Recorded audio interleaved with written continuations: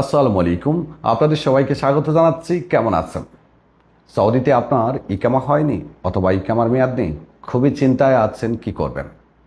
দেশে চলে যাবেন নাকি এখানেই বৈধ হবেন? যদি এখানে বৈধ হন তাহলে খরচ কত, প্রক্রিয়া কি, বর্তমান কফিল কোনো সমস্যা করতে পারবে কিনা, এ নিয়ে অনেকেই ভাবান্তর। আজকের ভিডিওতে আপনাদেরকে জানাবো বর্তমান কফিলের নিকট হতে অন্য কফিলের নিকট আপনি কিভাবে সম্পূর্ণ বৈধভাবে চুক্তি করে ট্রান্সফার হবেন, খরচ কত, অন্যান্য প্রাসঙ্গিক বিষয়। ভিডিওটি ভালো লাগলে অবশ্যই শেয়ার করবেন, অনেকেই উপকৃত হবে। দর্শক, আরও একবার আপনাদেরকে স্মরণ করিয়ে দিচ্ছি যে সৌদি মানব সম্পদ ও সামাজিক উন্নয়ন মন্ত্রণালয়ের কিউআর প্ল্যাটফর্ম থেকে যাদের ইকামা হয়নি অথবা ইকামার মেয়াদ নেই তাদেরকে গত 2 দিন ধরেই মেসেজের মাধ্যমে নিশ্চিত করা হচ্ছে যে তোমার ইকামার মেয়াদ 3 মাসের বেশি যদি এক্সপায়ার হয়ে থাকে তবে তুমি 30/6/2026 মধ্যে অন্যত্র কাফালা হও, অন্যথায় তোমার বিরুদ্ধে 30/6/2026 পরে প্রাতিষ্ঠানিক ব্যবস্থা নেওয়া হবে। এই মেসেজটি অনেকের কাছেই এসেছে। তবে কি হবে, কি হতে পারে, কি ব্যবস্থা নেবে, এটা এখন পর্যন্ত কেউই নিশ্চিত না।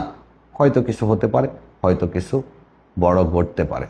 চলুন জেনে নিই যাদের ইকামা হয়নি অথবা ইকামার মেয়াদ নেই তারা কিভাবে কোন কোন প্রক্রিয়াতে অন্য কপিল অথবা কোম্পানির নিকট কাফালা হবেন। প্রথমেই যাদের আকামা হয়নি তাদের বিষয়ে জানাচ্ছি।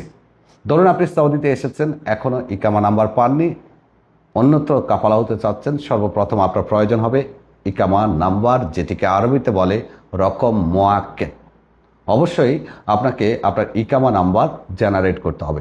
এজন্য আপনার সিস্টেমে আপনাকে অন দ্য জব দেখাতে হবে। যদি অ্যাবসেন্ট ফ্রম ওয়ার্ক, সাসপেন্ডেড অথবা ফাইনাল এক্সিট দেখায় সেক্ষেত্রে আপনি ইকামা নাম্বার ইস্যু করতে পারবেন না।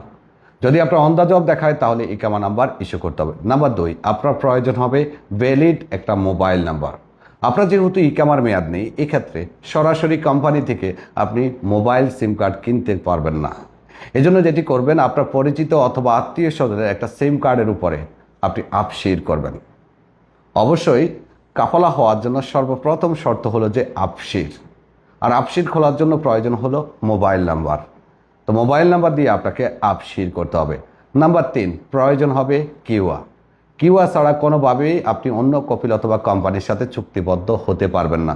প্রত্যেকটা প্রবাসী কর্মীর জন্য কিউআ অ্যাকাউন্ট বাধ্যতামূলক। আপনার কিউআ থাকলে কিউআ থেকে আপনি তলব অ্যাকসেপ্ট করবেন। আপনার নতুন কপিলে আপনার কাফালার টাকা ডালবে অথবা আপনি ডালবেন, সে আপনার ট্রান্সফার কমপ্লিট করবে। দেন নতুন কপিলের অধীনে থেকে আপনি ইকামা রিনিউ অথবা রিইস্যু করবেন। এবার আসুন পিছনের টাকা আসবে কিনা। এটা খুবই গুরুত্বপূর্ণ একটা প্রশ্ন। ভিডিওটা লম্বা হতে পারে, ভিডিওটা শেয়ার করবেন। যদি বর্তমান মুআসাসা, আপনি যার অধীনে এখন আছেন, যে আপনার ইকামার মেয়াদ শেষ করেছে, তার মুআসাসার যদি অস্তিত্ব না থাকে, মুছে যায়, সেক্ষেত্রে আপনি যখন নতুন কপিল অথবা কোম্পানির নিকট কাফালা হবেন তখন আপনার পিছনের সমস্ত বকেয়া টাকা চলে আসবে। যদি মুআসাসার অস্তিত্ব থাকে, কিভাবে বুঝবেন আপনার মুআসাসার অস্তিত্ব আছে কিনা? যখন আপনি হুরুফ চেক করার লিঙ্কে গিয়ে ইকামা নাম্বার দিয়ে চেক করবেন, যদি সেখানে রেড, গ্রিন অথবা অন্য কোনো ইন্ডিকেট শো করে, আপনাকে অন দ্য জব দেখায়, সেক্ষেত্রে বুঝতে হবে যে আপনাদের মুআসাসার অস্তিত্ব আছে।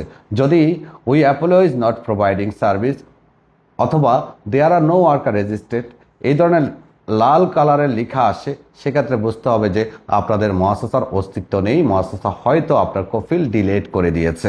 যদি মুআসাসা ডিলেট করে দিয়ে থাকে, মুছে দিয়ে থাকে, সেক্ষেত্রে আপনার পিছনের টাকা চলে আসবে। আর যদি মুআসাসা না মুছে থাকে, অস্তিত্ব থাকে, সেটা রেড হোক, গ্রিন হোক অথবা অন্য কোনো ক্যাটাগরিতে থাকুক, সেক্ষেত্রে আপনার পিছনের টাকা আসবে না। তবে এটি কোম্পানির লোকদের ক্ষেত্রে অনেক সময় ব্যতিক্রম হয়।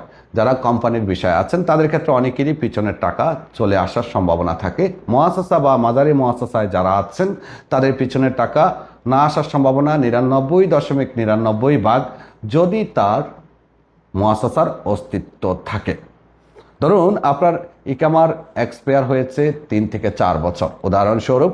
এখন আপনি কোথাও কাফালা হতে চাইলে আপনার যদি মুআসাসার অস্তিত্ব থাকে, সেক্ষেত্রে আপনার বকেয়া যে সকল মুক্তবালা আমেলের রসুম আছে সেগুলো আপনার কফিলের উপরে চলে যাবে, কিন্তু আপনাকে অবশ্যই জাওয়াজাতের ফি পেমেন্ট করতে হবে। 3 বছর যদি হয়, প্রত্যেক বছরের জন্য 650, 3 বছরের জন্য হলো 1950।